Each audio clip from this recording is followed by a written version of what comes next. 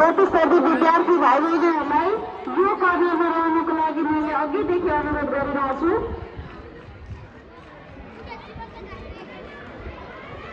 हाम्रो देशमा माटो त छ तर अवसर छैन, सिप त छ तर प्रयोग गर्ने स्थान छैन, त्यसैले विदेश जानु बाध्यता हो रहँदैन।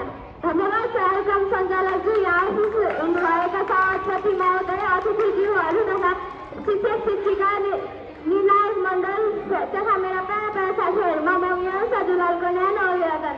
आज हुन गइरहेको यस वादविवाद प्रतियोगितामा म रोजगारीका लागि विदेशभन्दा स्वदेश नै बेस भन्ने शीर्षकको विपक्ष अर्थात् विदेश नै बेस भन्ने पक्षमा बोल्न गइरहेको छु।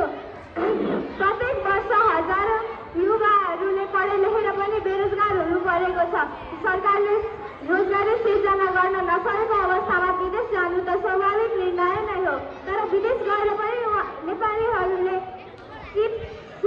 आधुनिक प्रविधि सिप आदि सिकेका छन्। पछि स्वदेशमा आएर उनीहरूले यही कुरा गरेर देशको विकास गर्न सल्लाह पुर्याउँछन्। त्यसैले विदेशले बितेको मात्र नभएर देशको भविष्य पनि राम्रो पुर्याउन मद्दत गरेको छ। हामीलाई थाहा नै छ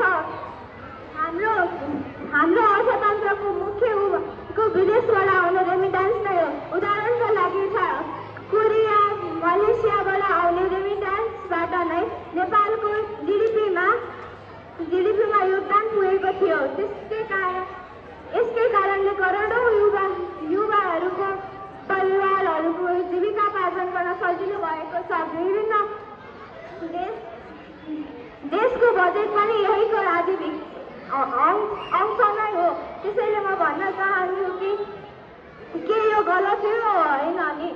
त्यसैले विदेशमा गएर हाम्रा नेपाली युवाहरूले आफ्नो परिवारलाई पाल्ने काम गरेका छन्, आफ्नो बालबालिका पढाउने आदि काम गरेका छन्। के यो सम्मानको काम होइन र के विदेश जानु नराम्रो काम हो? होइन।